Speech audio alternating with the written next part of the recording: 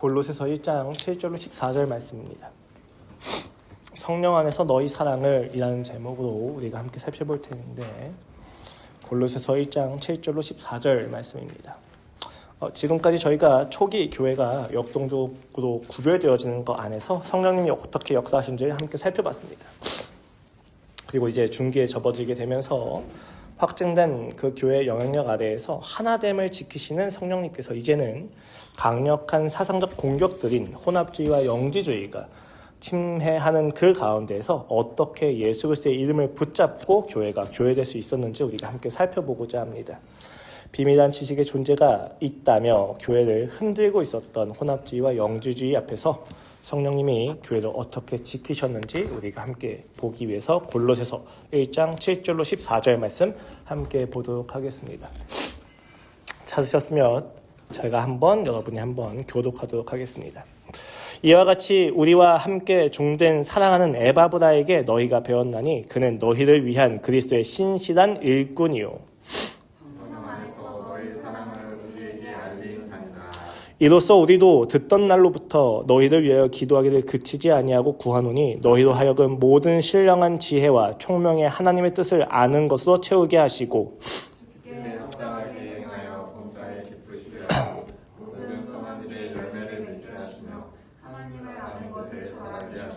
그의 영광의 힘을 따라 모든 능력으로 능하게 하시며 기쁨으로 모든 견딤과 오래 참음에 이르게 하시고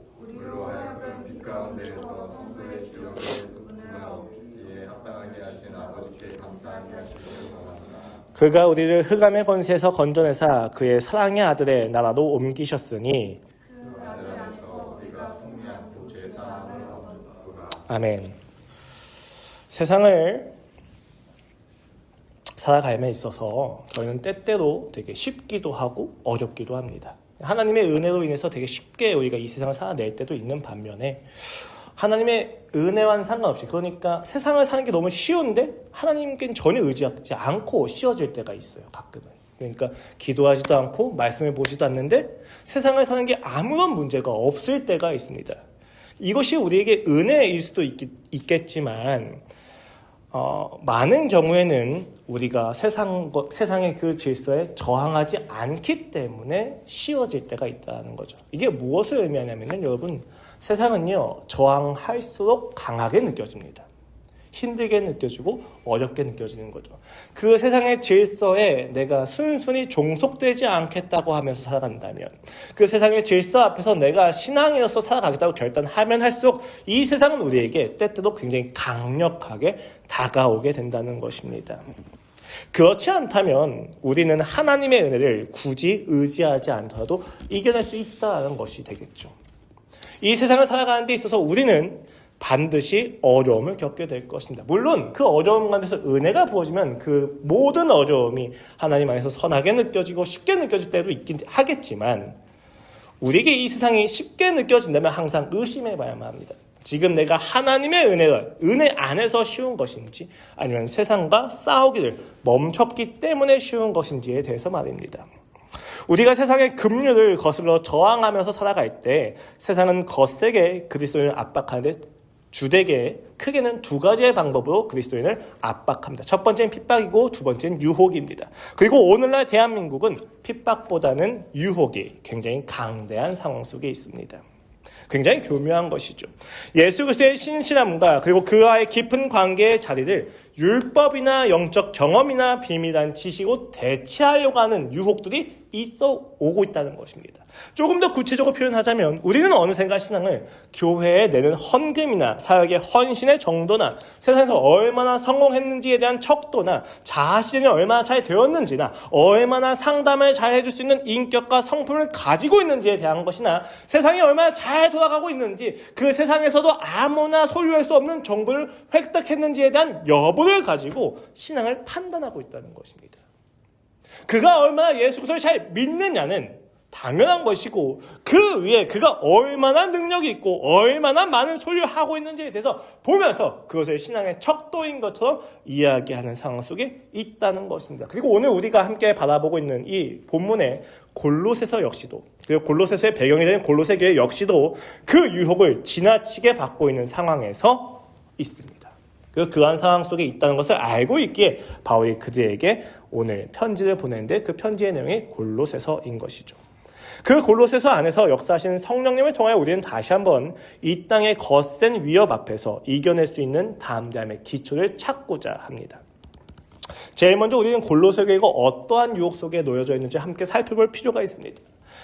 오늘 본문이 편지를 전하는 골로새 교회는요, 그 리쿠스 계곡이라고 하는 계곡의 중심에 있는 4개의 도시 중에 하나입니다. 그러니까 히엘라보디가 있고 에베소가 있고 라오디게가 있고 골로새 교회가 있었어요. 근데 되게 중요한 게 뭐냐면요, 이 4개의 교회 중에서 가장 그 권세를 자랑하던 것이 골로새 교회였는데, 시간이 지남에 따라서 예수님 시대가 되었을 때에는 가장 쇠퇴해서 빠르게 유행과 그 빠르게 자신의 영향력을 회복할 수 있는 철학과 사상이 필요했던 시점입니다.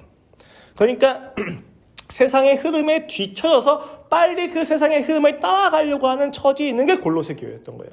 특히 이 리쿠스 계곡을 중심으로 해서 교통의 요충지가 다 오고 가고 있었기 때문에 그들은 그 유행에 굉장히 민감했었다는 것이죠. 심지어 여기에는 디아스포라 유대인들, 그러니까 흩어졌던 유대인들 역시도 거기에 자리 잡고 굉장히 부유하게 살고 있었어요.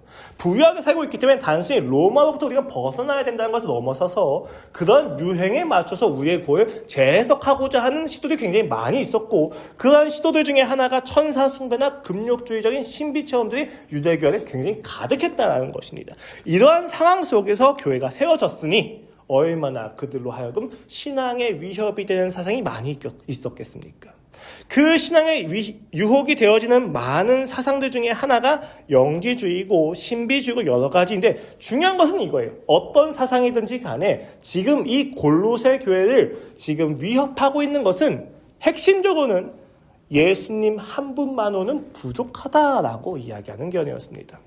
그래, 예수님 믿는 거 참 좋지. 하지만 이 거대한 우주를 지배하고 있는 영적인 별들의 세력을 달래려면 너희가 할례도 행해야 되고 천사들의 도움도 받아야 되고 우리가 알려준 높은 단계의 비밀한 지식도 알아야만 해.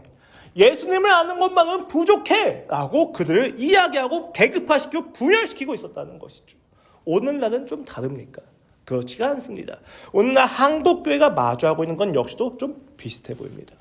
예수님 믿는 거 참 좋지. 그런데 다니는 회사 입장도 좀 고려해야 되지 않겠어? 일요일에는 좀 출근도 하고 골프도 치고 접대도 하면서 임원들의 비도 좀 맞춰줘야 되지 않겠어? 그렇게 비를 맞추다 보면 고급한 정보들도 떨어지고 회사 내 프로젝트도 딸 수 있고, 그렇게 살아갈 수 있는 거잖아. 예수님 믿는 것만으로는 좀 부족하지 않겠니? 네가 하나님의 영광을 돌리려면 네가 이 회사에서도 승승장구해야 더 많은 사람들이 예수님 믿지 않겠냐? 라고 하는 움직임들과 목소리가 오늘날도 여전히 가득하다는 것입니다. 그런 유혹을 받고 있는 우리에게, 그리고 골로새 교회에게 바울은 골로새서 2장 8절 이하에서 이와 같이 이야기합니다. 누가 철학과 헛된 속임수로 너희를 사로잡을까 주의하라. 이것은 사람의 전통과 세상의 초등 학문을 따름이요 그리스도를 따름이 아닙니다. 바울이 굉장히 무섭게 이야기하는 것이 무엇입니까? 예수 그리스도만은 부족해 라고 하는 것을 그는 굉장히 경계했다는 거예요. 예수님을 믿는 거에다가 더해서 철학과 그리고 전통을 더하는 것은 초등학문이고 그것은 예수님을 따르는 게 아니야 라는 것이죠. 예수님이 한 분이면 충분하다라고 하는 믿음이 아니라면 너희를 구원할 수 있는 게 무엇이겠느냐? 그것은 다 너희를 속이는 거다라고 그가 굉장히 강력하게 이야기하고 있다는 것입니다. 이 철학과 헛된 속임수와 전통과 세상의 초등학문의 용례가 굉장히 다양하지만 중요한 핵심은 무엇입니까? 예수님 한 분만 믿고 살아가기에는 이 세상이 너무 험난하다라고 하는 견해들입니다. 오늘날로 따지면 배금주의, 성공지상주의, 사내 정치나 스펙주의나 인본주의 등을 이야기할 수가 있을 것입니다. 우리가 믿고 있는 예수님을 향한 그 믿음 외에 다른 것이 필요하다는 것이죠. 이렇게 우리가 문제 제기를 했다면 이제 바울이 이야기한 대안은 무엇이겠습니까? 굉장히 간단하죠. 예수님 한 분이면 충분하다라고 하는 견해를 이야기할 것입니다.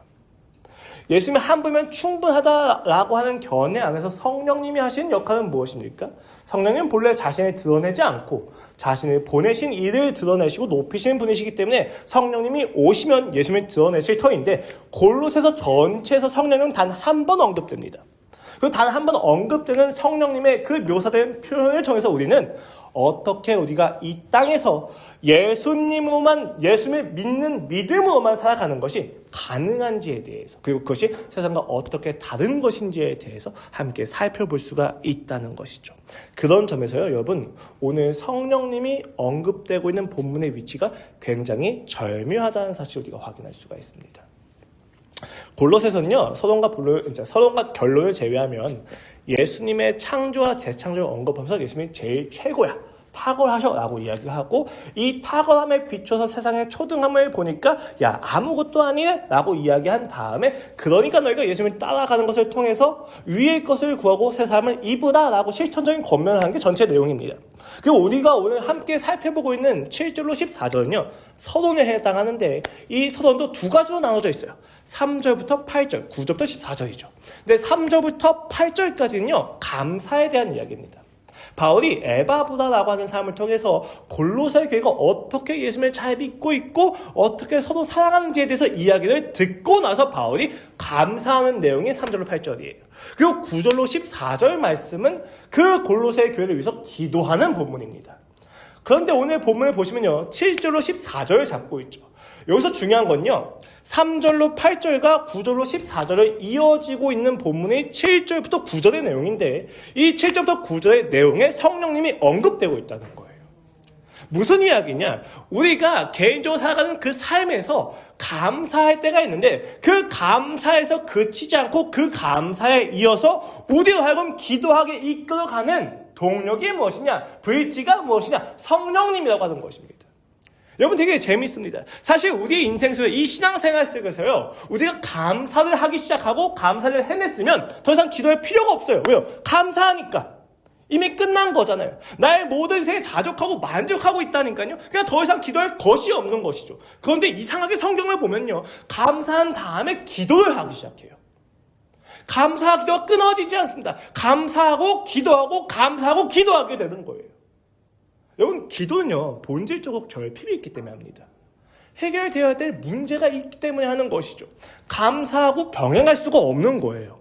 그런데 기도를 하기 시작하죠. 왜 감사해서 끝나지 않고 기도로 넘어갈 수 있느냐? 그 핵심과 비밀이 바로 성령님께 있다는 것을 우리가 오늘 보면서 확인할 수가 있다는 것입니다. 하나님을 향한 감사가 기도로 전개되는 데에는 성령의 역사가 필요하고, 그 역사 가운데 우리는 예수 그리스도의 탁월하심과 위대하심 보고 다시 한번 찬양할 수 있다는 것을 확인할 수 있다는 것이죠.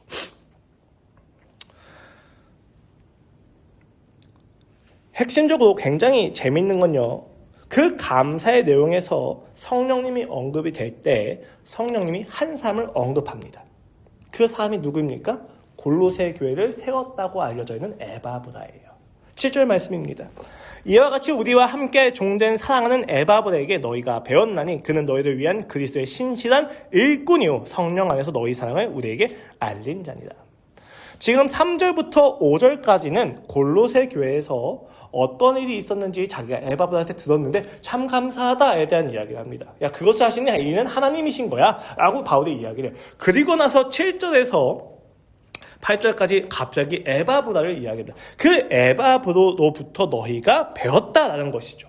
무엇을 배웠습니까? 그리스도 예수를 잘 배웠다는 것입니다. 에바브라에게 배운 복음으로 너희 안에 사랑이 있었고, 에바브라는 너희 가운데 있는 사랑을 나에게 알렸다라고 이야기를 하는 것이죠. 여기서 우리는 하나님을 향한 그리스도인의 감사가 지체들을 위한 기도가 되게 하는 동력에 항상 성령님이 계시다는 것을 알게 되는데, 어떻게 그렇게 되는 것입니까? 우리가 개인으로 살아간다면 감사해서 끝나겠지만 성령님을 통해서 지체들까지 우리의 삶에 보이기 시작하니까 그 지체들을 위해서 기도하는 것까지 넓어진다는 것을 의미하는 거예요. 신앙생활을 개인이 혼자 하게 되면 어떻게 됩니까? 나만 만족하면 끝나는 것이죠. 나만 자족하면 끝나게 되는 것입니다. 그런데 신앙생활을 계속해서 성령을 따라가다 보면 어떤 일이 발생을 합니까? 내가 만족되고 내가 구원받고 내가 기쁜 곳에서 그치지 않게 되고, 내 옆에 있는, 내 주변에 있는, 내 눈에 보이는 사람들의 기쁨과 만족과 구원을 위해서 기도하는 것까지 가게 된다는 거예요. 무엇을 통해서? 성령님을 통해서. 성령님은 그렇게 우리를 그리스도를 만드시면서 단순히 예수를 믿는 것에서 그치지 않고 믿는 자로 하여금 그 교회와 지체들을 위하여 기도하는 것까지 가게 하신다는 것입니다. 그럴 때 우리가 기도가 나온다는 것이죠. 감사해서 끝나지 않는다는 것입니다. 그러한 이야기가 에바브라라고 하는 사람에게 집중돼서 설명이 되고 있다는 것이죠. 골로새서 전체에서 단 한 번 언급되고 있는 성령님이거든요. 근데 이 성령님이 지금 위대한 신학적 교리나 환상이나 능력이나 기이한 일이 아니라 에바브라가 골로새 교회를 세울 때 행했던 사랑을 다시 상기시킨다고 하는 것은 굉장히 중요한 이야기입니다. 왜요? 당시에 골로새 교회가 마주하고 있는 상황이 다 어떤 상황이에요? 지금 골로새 교회를 내부적으로 흔들고 있는 사상들이 어떤 사상들이에요? 예수님을 믿는 것만으로는 그 사랑 하나만 가지고는 부족해라고 공격을 하고 있는 상황이기 때문이에요. 많은 사람들이 영적인 지식을 뽐내고 있었고 트렌드에 따라가는 학문적인 정보를 뽐내고 있는 상황이었습니다. 그렇다면 그러한 공격들에 대해서 성령님이 더 놀라운 능력을 보여줘야 되지 않겠습니까? 더 기이한 능력을 보여줘야 되지 않겠습니까? 그런데 바울이 이야기하는 성령님에 대한 묘사는 에바브라를 통해서 골로새 교회가 세워진 사랑을 언급한다는 것입니다. 교인 숫자가 늘어났다거나 재정이 든든해졌다거나 라고 하는 이야기가 아니라 성령 안에서 너희 사랑이 있었다라고 하는 것을 다시 한번 언급하면서 그는 굉장히 촌스럽고 굉장히 익숙한 주제를 언급하고 있다는 것이죠. 그렇다면 여기서 우리는 질문하게 됩니다. 성령님은 어떻게 나와 하나님의 관계 회복을 넘어서 이웃을 향하여 기도하게 하시는가라고 하는 것이죠. 여기서 되게 중요한 게 뭐냐면요, 여러분. 당시에 골로새 교회를 흔들고 있었던 영지주의나 신비주의가 가지고 있었던 굉장히 큰 특징 중에 하나가 무엇입니까? 비밀한 지식을 독점하고 있다는 거예요. 이거 나만 알고 있는 거야. 나를 따르면 내가 알려줄게. 라고 이야기하는 거죠. 이것을 모르는 자들이나 무지한 자들은 문제가 있고 계급이 낮은 자들이야. 육체에 따라가는 자들이거든. 근데 내가 이 비밀한 지식을 알려줄 거고 이 비밀한 지식을 알면 알수록 너는 더 높아질 거고 더 구원에 가까워질 거야 라고 비밀한 지식을 독점해서 개방하지 않고 있었다는 것입니다. 그런데 성령님이 우리에게 전하시는 복음은 어떠합니까? 에바브라가 그 골로새 지역에 가서 전했었던 그 복음의 내용은 어떠합니까? 비밀하지 않습니다. 모든 사람이 구원을 받기에 가능하게 하는 모든 이에게 개방되어 있는 복음이었다는 것이죠. 여러분, 이것이 우리에게 오늘날 되게 당연하게 들릴지 모르겠지만 사실 오늘날도 이 복음은 굉장히 어려운 이야기입니다. 왜요?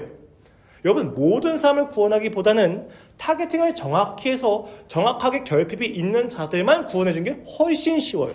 상담을 할 때도 그래요. 이 사람이 어떤 문제가 있는지에 대해서 정확하게 제안을 시켜준 상태에서 상담하는 게 훨씬 쉽습니다.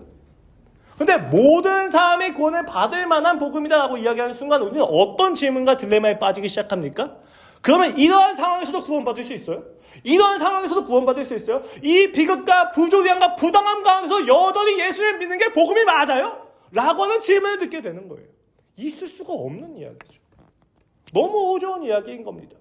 어떠한 문제 해결이나 계급이나 소유나 능력을 가지고 구원을 줄 것이 아니라면 불가능한 이야기가 되었다는 거죠. 그런데 성령님을 통해서 우리가 확인하게 되는 예수 그리스도의 복음은 그 모든 이들을 구원할 수 있는 복음이 되었습니다. 이 땅의 가장 큰 비극과 부당함과 부조리를 겪고 있는 자 모두에게 구원이 될 수 있었다라고 하는 이야기인 거죠. 이것이 무엇을 의미합니까? 이것은 우리가 받는 구원이 자격과 조건에 걸려있지 않고 오직 하나님의 사랑과 은혜에 의존하고 있다는 것을 의미합니다. 그리하여 모든 상황에 해결되지 않는다 할지라도 기쁨과 행복을 누릴 수 있는 비밀이 있다는 것을 이야기합니다. 그래서 모든 이들에게 열려져 있는데 여전히 비밀인 거예요. 왜요? 세상은 결코 알 수가 없는 거예요. 세상은 비밀한 게 해결돼야 되거든요. 세상은 문제가 없어져야 되거든요. 그런데 기독교에는 문제가 있어도 구원이 돼요. 문제가 해결되지 않았는데 해결되지 않아서 감사하대요. 이상한 이야기죠. 제가 이전 교회, 전전 교회, 회복침례교회라고 하는 곳에 있었을 때 한 권사님이 10년 이상을 교회에 다니셨는데 이분이 믿는 줄 알았는데 믿지 않는 남편과 함께 만나서 결혼생활을 하기 시작하신 거죠. 처음 1년, 2년은 괜찮은데 3년이 지나면서부터 교회에 가는 것에 대해서 남편이 핍박을 하기 시작했습니다. 그때부터 이 권사님의 기도 제목은 남편이 제발 예수님 믿는 것이었어요. 10년, 20년을 기도했는데도 불구하고 여전히 남편은 믿지 않았습니다. 이때 권사님은 어떠한 기도를 합니까? 주님 제발 우리 남편이 믿게 해주시옵소서 라고 하는 기도는 포기되지 않겠지만 어느샌가부터 그 권사님의 입술에는 감사가 떠나지 않았습니다. 왜 그래요? 그 남편을 통해서 자기에게 말씀을 거신 하나님을 발견했기 때문에, 남편은 변하지 않았지만 변하게 된 자기 자신을 보았기 때문에, 그 안에서 예수님의 성품을 발견하게 되었기 때문에 그는 감사를 고백하게 되었다는 것입니다. 누군가는 이러한 이야기들을 정신승리하고 이야기할 수밖에 없다는 사실 역시 너무 잘 알고 있습니다. 그런데 정신승리라고 하는 말의 정확한 의미를 살펴보면 결국 내가 만족했다고 하는 그 이야기가 실제가 아니다라고 이야기할 때 정신승리인 건데, 예수님이 다시 오신 게 확실하다면 이 기독교 외의 정신승리, 이 기독교 외에 다른 것이 오히려 다 정신승리가 될 것이 분명합니다. 왜요? 그때는 모든 문제가 해결되었지만 그 죽음 넘어서 하나님을 만났을 때 심판은 해결되지 않았기 때문입니다. 우리는 이 땅에 모든 문제가 해결되지 않았지만 하나님과의 관계가 회복되었다면 우리는 모든 문제가 해결된 것과 같기 때문입니다. 그런 점에서 우리는 다시 한번 오늘 본문 말씀이 얼마나 획기적이고 혁명적인지를 확인할 수가 있게 되어지는 것이죠. 그런 점에서 이 절묘한 위치에 에바브라가 있는 거예요. 왜요? 에바브라가 그 골로새 교회에 가서 하게 된 건 놀라운 능력이 아니라 사랑이었기 때문입니다. 그가 전한 것은 예수 그리스도를 믿는 것을 통해서 나타나는 사랑 하나를 가지고 그 교회에 세웠기 때문이에요. 그러니까 바울이 그 에바브라를 언급하면서 무슨 이야기를 하는 거야? 야, 너희들 세웠던 그 시작인 에바브라가 했던 것이 무엇이냐? 능력이냐? 철학이냐? 트렌드냐? 유행이냐? 아니, 오직 예수님을 향한 단 하나의 사랑뿐이었지 않느냐? 그러니까 너희가 시작된 것이 사랑이라면 너희가 잘하는 것도 사랑이고 너희의 마침도 사랑이어야만 한다라고 바울이 강력하게 이야기하는 것입니다. 이제 우리는 여기서 헛된 속임수인 전통과 철학적 망상들과 대조되고 있는 에바브라가 전한 사랑의 소식이 어떻게 바울로 하여금 기도하게 만들고 있는지를 또 확인해 봐야만 할 것입니다. 이 기도의 내용에는 곧 예수로는 부족하다고 하는 세상 속에서 살아내야만 하는 그리스도인의 직면되는 문제들도 있을 텐데 그 내용이 바로 9절입니다. 이로써 우리도 듣던 날로부터 너희를 위하여 기도하기를 그치지 아니하고 구하노니. 성령님이 에바브라를 통해서 그 성령 안에서 에바브라가 전한 사랑을 통해서 그들이 세워졌고, 이로써 내가 이제 기도하기를 그치지 아니한다라고 바울이 이야기합니다. 무엇을 그치지 않길 원합니까? 너희로 하여금 모든 신령한 지혜와 총명의 하나님의 뜻을 아는 것으로 채우게 하시고, 지혜와 총명과 하나님의 뜻은 기본적으로 독점되어져 있는 대중들이 알 수 없는 미스테리한 영적 지식과 대조적으로 쓰이고 있다는 것을 알고 있어야 돼요. 성령님이 주신 진짜 신령한 것과 지혜와 총명이 무엇이냐? 복음이다라고 하는 것을 대조적으로 이야기하고 있는 것입니다. 그리고 채워져야만 하는 이 지식은 예수 그리스도 안에서 모두에게 공개되어 있다는 점에서 구별되고 있는 거예요. 여기서 놀라운 역전이 일어나죠. 무엇입니까? 예수 그리스도 안에서 모든 사람에게 기쁜 소식이, 모든 사람을 구원할 복음이 선포되는 순간부터 나 혼자서 고급진 정보를 쥐고 있다고 생각하는 영적 엘리트주의들은 모두 다 무지한 자가 되는 겁니다. 야, 이것만 가지고선 구원받을 수 있어 라고 이야기하는 사람들이 다 무지한 자가 되고 구원받지 못하는 자가 되는 거예요. 왜요? 진짜 구원을 이르게 하는 지식은 모두에게 개방되어져 있는 지식이기 때문에. 그 순간부터 독점 자체가 그들을 오히려 낮게 만드는 것입니다. 그렇다면 이처럼 신령한 지혜와 총명과 하나님의 뜻을 아는 것이 채워지게 되면 그들의 삶에 어떤 일이 벌어지게 됩니까? 10절로 12절 말씀입니다. 주께 합당하게 행하여 범사에 기쁘시게 하고 모든 선한 일에 열매를 맺게 하시며 하나님을 아는 것에 잘하게 하시고 그의 영광의 힘을 따라 모든 능력으로 능하게 하시며 기쁨으로 모든 견딤과 오래 참음에 이르게 하시고 우리로 하여금 빛 가운데서 성도의 기업의 부분을 얻기에 합당하게 하신 아버지께 감사하게 하시기를 원하노라. 이 본문에서 우리는 현재 분사 4가지를 확인하게 됩니다.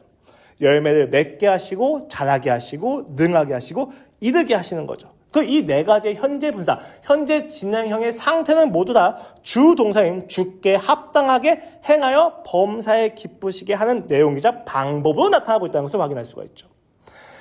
그러니까 이들이 하고 있는 모든 그 신령한 지혜를 알게 되면 그들이 무엇을 하게 된다는 것입니까? 독점하게 돼서 다른 사람들을 차별하고 짓누르고 짓밟고 자랑하는 것이 아니라 주님께서 보시기에 합당하게 행한다는 것입니다. 근데 그 합당한 내용이 무엇입니까? 선한 일을 하는 것이죠. 하나님을 알아가는 것이고 모든 능력을 가지고 견디고 오래 참는다는 것입니다. 이 네 가지의 분사 하나하나 굉장히 많은 의미가 있는데 여러분 결론적으로는 이 신령한 지식을 가지게 되는 것을 가지고 그들이 도달하게 되는 지점이 어디냐? 견딤과 오래 참음입니다. 이건 역시도 세상과 너무 구별되어 있는 지식이었던 거예요. 왜요? 비밀한 지식을 알게 되면 더 이상 오래 참지 않아도 되거든요. 나만 알고 있는 그 신령한 경험을 하게 되면 자랑하고 살 수가 있거든요. 그런데 성령님이 그들에게 신령한 지혜를 주셔서 그들을 끌고 가시는 자리가 어디입니까? 오래 참음과 견딤이라는 것입니다. 이상하지 않습니까? 성령님이 오셔서 우리를 끌고 가시는 곳의 종착지가 견딤이라니요.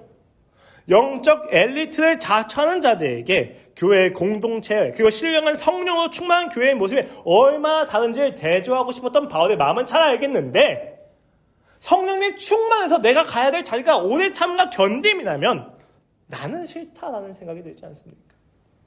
내가 예수 그리스도를 믿고 그 복음을 얻게 되는 것을 통해서 이 땅에서 자유해서 자랑하고 우월하고 더 기쁘고 행복하게 살고 싶은 거지 더 오래 참고 견디고 어려운 상황을 가고 싶은 건 아니잖아요. 그런데 오늘 본문은 분명하게 이야기합니다. 너희가 성령으로 충만하게 되면 결국 어디로 가느냐? 오래 참음과 견딤으로 가게 된다라고 말입니다. 당시의 영지주의나 신비주의자들은 영적인 지식이나 신비한 어떤 능력을 얻게 되면 자신들만의 새로운 세계로 떠나간다고 이야기를 했었습니다. 이런 것들 일자 사상을 가지고도 좀 설명을 하는데 중요한 것은 이 땅을 감옥으로 여기고 이 감옥 같은 세상에서 벗어난다고 생각을 했다는 것이죠. 그런데 성경은 도리어 그들로 하여금 이 감옥 같은 세상에서 버티고 견딘다고 이야기합니다. 이 세상이 악하다고 얘기했으면 뭐라고 이야기해야 돼요? 떠나야죠. 이 세상이 악하다고 했으면 정복하고 극복해야죠. 근데 성경은 이상해요. 이 세상이 악하다. 그러니까 빛과 소금 된 너희가 가서 교회를 세워라라고 이야기한다는 것입니다. 예수님이 부활을 하셨어요. 부활하신 예수를 만난 제자들의 기대가 무엇입니까? 이게 진짜 하나님의 나라가 오겠구나. 다 엎어지겠구나 생각을 했는데 오히려 예수님이 뭐라고 이야기했어요? 자기는 올라가시고 제자들에게 너희는 가서 나를 죽였던 그 땅, 너희도 죽을 수 있게 하는 그 땅에 가서 너희는 기도해라라는 거예요. 아무것도 해결해 주지 않습니다. 그리고 그곳에 누가 임하십니까? 성령님이 임하시죠. 우리가 알고 있는 복음, 우리에게 지금 말을 건네고 있는 이 말씀은요, 생각보다 굉장히 많이 달라요. 우리의 기대야 말이죠. 떠나라고 하지도 않고, 혹은 극복하라고 하지도 않습니다. 그곳에 가서 오래 참고 견디라고 이야기하고 있습니다. 이 견딤과 인내가 결국은 사랑의 결과라는 것을 우리는 너무나도 잘 알고 있습니다. 여러분 생각을 해보십시오. 더 사랑하는 사람이 인내합니까? 덜 사랑하는 사람이 인내합니까? 더 사랑하는 사람이 인내하죠. 여러분 자녀에게 부모가 전부이지만 기억하셔야만 합니다. 부모보다 자녀가 부모를 더 사랑하진 못합니다. 부모가 자녀를 더 사랑하죠. 물론 가끔 역전되는 관계가 있긴 하지만 여러분 이때도 마찬가지입니다. 부모가 더 잘 인내합니까? 자녀가 더 잘 인내합니까? 부모가 더 많이 인내해야 되는 게 요구되고 있죠. 위치적, 역할적으로 말이죠. 무슨 이야기냐? 사랑을 하는 것은 항상 인내와 견딤이 요구가 됩니다. 고린도전서 13장의 사랑에 대한 이야기를 보시면 다 버티고 견디고 바라고 참는 거예요. 적극적으로 정복하거나 통제하거나 이겨내는 것이 없습니다. 능동적인 이야기들은 정말 한 두세 개 정도이고 사랑에 대한 묘사 대부분이 수동적인 내용이에요. 왜 그렇습니까? 사랑을 한다는 것은 더 참아주고 더 견뎌주고 더 버텨주고 더 기다려주는 것에 가깝기 때문이에요. 그렇기 때문에 오늘 이 본문에서 이야기하는 오래 참음과 견딤 역시도 우리가 사랑과 결부시켜서 이해할 때 우리는 영적 지식과 은사와 권능을 가지고 이 땅에서 이겨내는 것이 아니라는 것을 보게 됩니다. 오히려 영적 지식과 은사와 권능이 있다면 그것을 가지고 무엇을 해야만 합니까? 견뎌내야만 합니다. 오래 참아야 됩니다. 그리고 그들을 더욱더 사랑하고 배려해줘야 된다는 것이죠.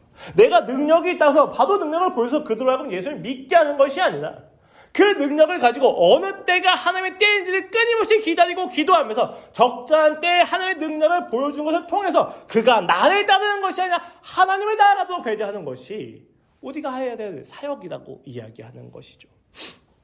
왜 그렇습니까? 그들에게 구원은 은사가 아니라 이 은사를 주신 예수 그리스도에게 있기 때문입니다. 우리는 끊임없이 능력과 소유를 가지고 예수님을 드러내 보여줘야만 한다는 것이죠.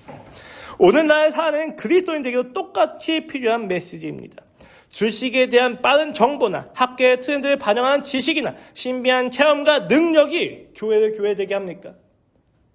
그런 것들이 있으면 좋죠. 하지만 그런 것들이 우리를 하여금 교회로 만드는 것이 아닙니다. 교회를 교회로 만드는 것은 예수 그리스도의 한 사랑이고 예수 그리스도께서 우리를 향하신 끊을 수 없는 사랑입니다. 그 사랑이 이 교회에 있었을 때에만 그 유혹과 핍박에도 견뎌낼 수 있는 힘이 있다는 것이죠.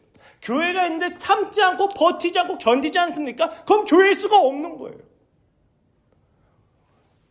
교회는 반드시 예수 그리스도의 이름 안에서 성령을 통해서 견디내고 참아내는 흔적들이 있다는 것이죠. 그것을 우리는 간증이라고 이야기합니다. 오직 예수님을 선언했을 때, 오직 예수님을 이야기했을 때 일어나게 되는 이야기들. 내가 예수를 믿었더니 잘 되었더라 뿐만이 아니라 내가 예수를 믿었더니 망했는데도 불구하고 내가 기쁜 것은 이 망하는 과정에서 예수님을 만났기 때문이다 라는 것이 넘치는 것이 교회라는 것입니다. 즉 예수 그리스도 한 분이면 충분하다는 사실을 믿고 살아가는 것이죠. 여러분, 예수님 한 분만이면 충분하다라고 이야기되어지는 삶에 나타나게 되는 현상은 급진적이고 극적으로 달라진 문제 해결이 아니라 오래 참음과 견딤입니다. 어떻게 예수 하나만 가지고 가능하냐라고 하는 것들에 대한 조롱과 멸시를 견뎌내는 신앙생활이 요구가 되어진다는 것이죠.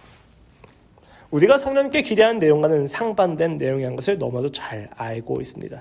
다만 여러분, 우리는 성령님을 통해서 진정한 문제들을 해결하는 법을 알게 된다고 생각하시면 됩니다.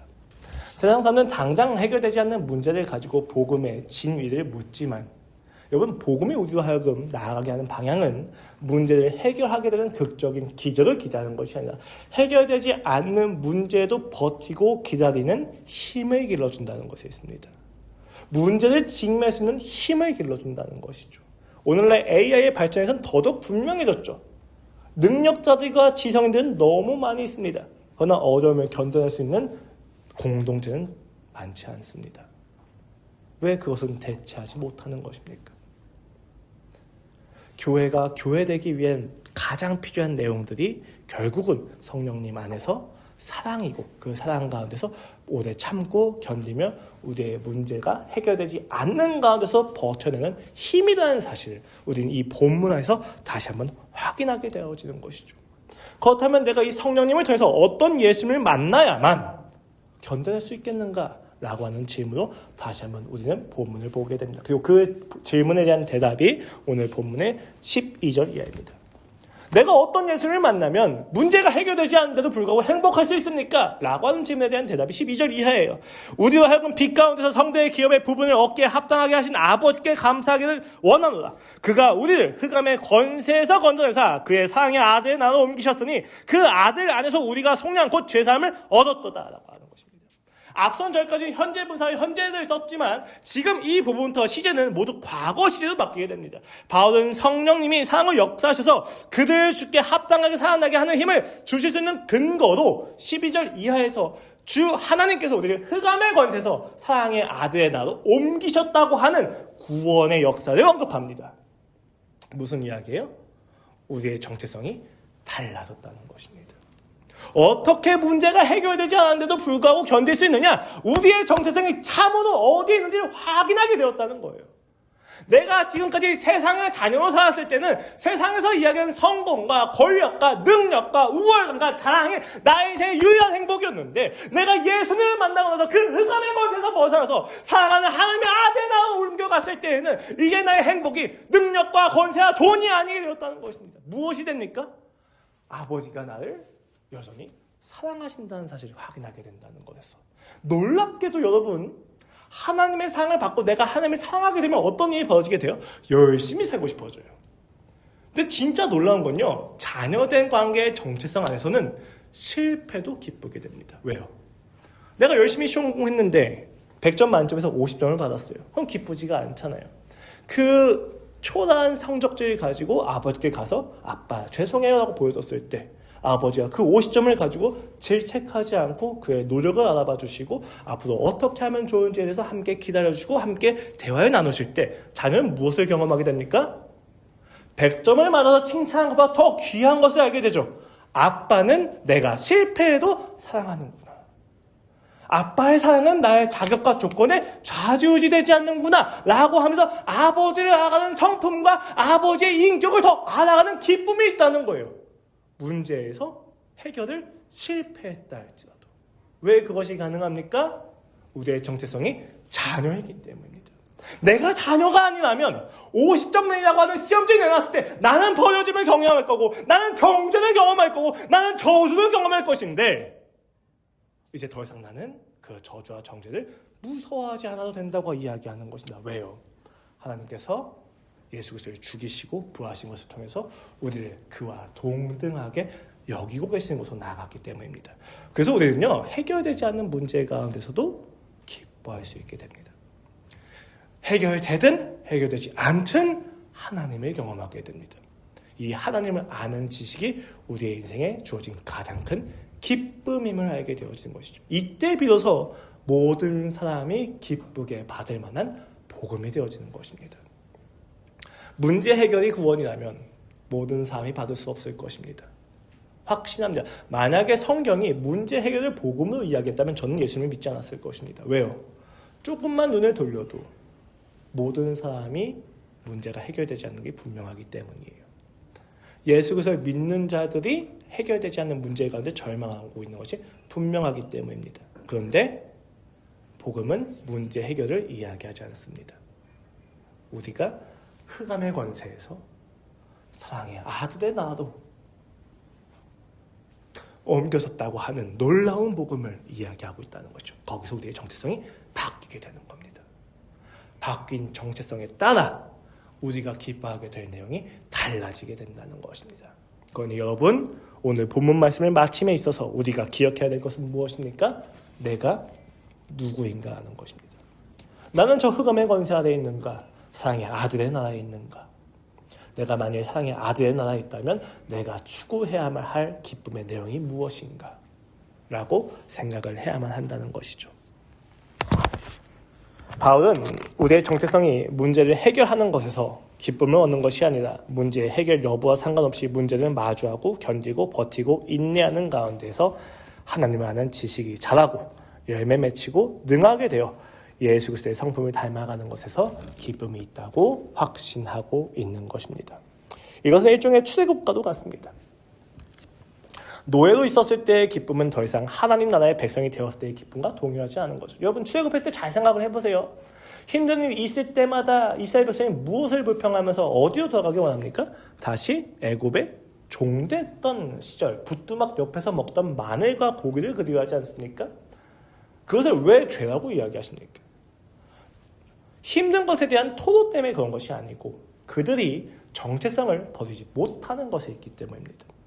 하나님의 백성이 된 자들이 끊임없이 자신의 정체성을 종된 자들과 동일하게 여기면서 자신들의 삶에 주어진 불기둥과 구름기둥과 만나를 감사히 여기지 않았다는 것이죠. 여러분, 이것을 그냥 단순히 비난할 수 없는 이유는 무엇입니까? 여러분, 잘 생각을 해보세요.